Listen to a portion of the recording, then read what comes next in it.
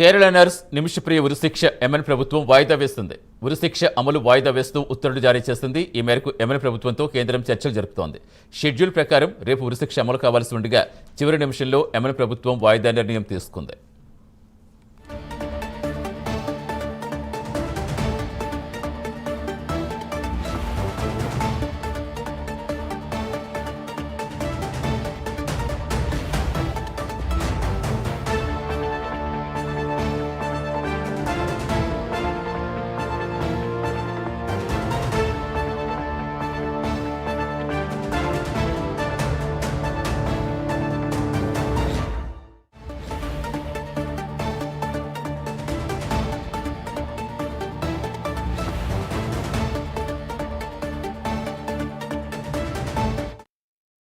Kerala nurse Nimishapriya ఉరిశిక్ష MN ప్రభుత్వం వాయిదా వేస్తుంది. ఉరిశిక్ష అమలు వాయిదా వేస్తూ ఉత్తర్వులు జారీ చేస్తుంది. ఈ మేరకు ఎమ్మెన్ ప్రభుత్వంతో కేంద్రం చర్చలు జరుపుతోంది.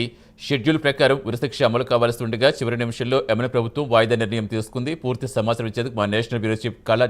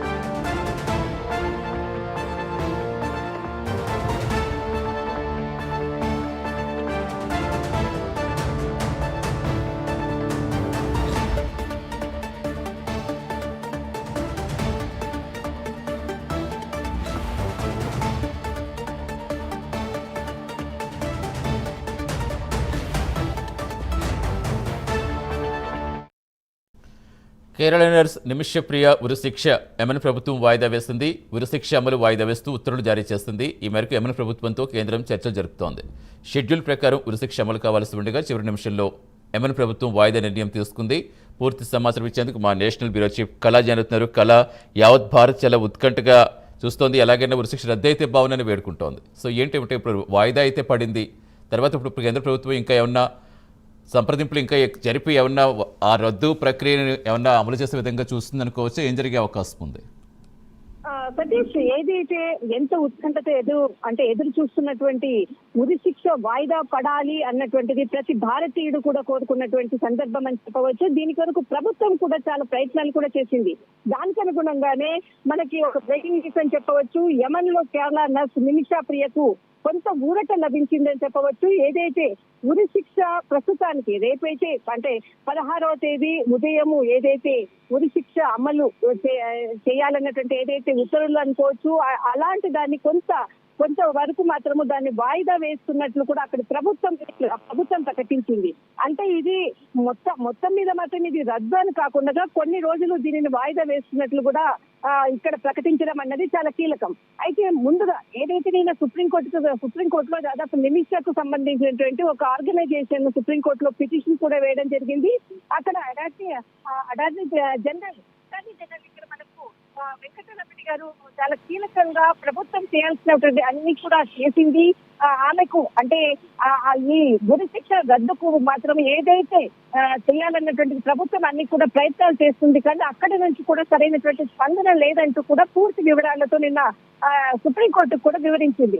అది మొత్తం మీద ఏదైతే దీనికి సంబంధించినటువంటి విదేశీ రాయబారం అనుకోవచ్చు, అక్కడ వాళ్ళతో సంప్రదింపులు అనుకోవచ్చు, మొత్తం మీద మాత్రం కొంతవరకు మాత్రము కొంత ఊరట లభించిందని చెప్పవచ్చు.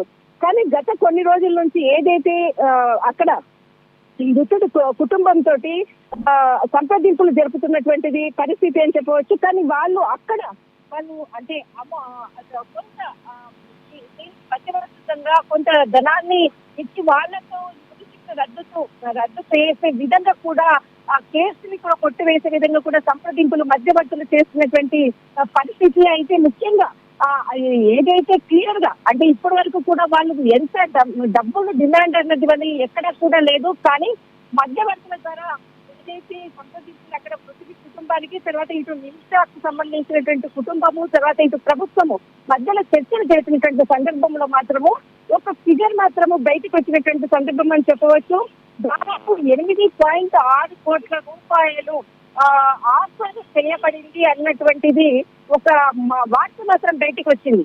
దాదాపు అంటే 1 మిలియన్, అంటే మనకి యమన్ భాషలో వచ్చేసేసి అక్కడ ఉండేటటువంటి ఎవరైతే మృతుడి కుటుంబము, సలాల్ అబ్జో కుటుంబము, తర్వాత మధ్య ఇక్కడ నిమిష కుటుంబానికి, ఇటు కేంద్ర ప్రభుత్వానికి సంబంధించినటువంటి మధ్యవర్తుల ద్వారా మాత్రము ఒక అమౌంట్ ఫిగర్ 8.6 కరోడ్ సంబంధించినటువంటి అమౌంట్ అక్కడ కుటుంబంతో చర్చలు జరుపుతున్నారు. ఒకవేళ వాళ్ళు దీనికి ఒప్పుకోవచ్చు అన్నటువంటిది వార్త మాత్రం ఈ రోజు ఉదయం వరకు కూడా సమాచారం అందింది.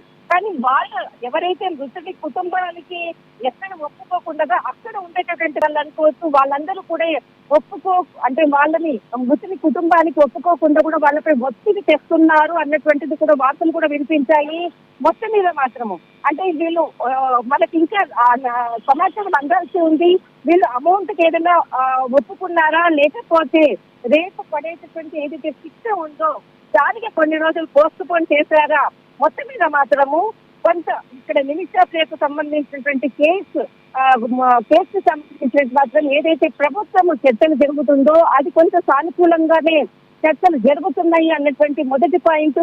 ఏదైతే కొన్ని రోజుల నుంచి ఏదైతే మృతుడి కుటుంబానికి సంబంధించినటువంటి ఆఫర్ అమౌంట్ కు సంబంధించినటువంటిది కూడా ఒక సంఖ్య కూడా ఉంది, దానికి మృతుడి కుటుంబం కూడా ఒప్పుకుందేమో. దీని ప్రకారంగానే రేపు జరగబోయేటటువంటి ఏదైతే ఉరి శిక్షకు సంబంధించినటువంటిది దీని కొంత పోస్ట్ పోన్ అయ్యింది. దీన్ని కొంత గ్యాప్ వచ్చిందని మాత్రం కొంత సమాచారం మాత్రం అందుతుంది. ఎట్టకేలకు మాత్రము నిమిష ప్రియాకు అటు కేరళ ప్రభుత్వము, తర్వాత ఇటు భారత ప్రభుత్వము, తర్వాత మొత్తం మీద చేస్తున్నటువంటి దౌత్యపరమైనటువంటిది ఏదైతే ఆ దేశ ప్రభుత్వంతో చేస్తున్నటువంటిది మాత్రం కొంత సక్సెస్ అయిందని చెప్పవచ్చు. కానీ ఇది కొన్ని రోజుల వరకేనా, లేకపోతే మొత్తం మీద ఈ ఉరి శిక్షని రద్దు దిశగా ముందుకు వెళ్తుందా అనేది మాత్రం వెయిట్ చేయాలి. సతీష్. రైట్, థ్యాంక్ యూ కళ.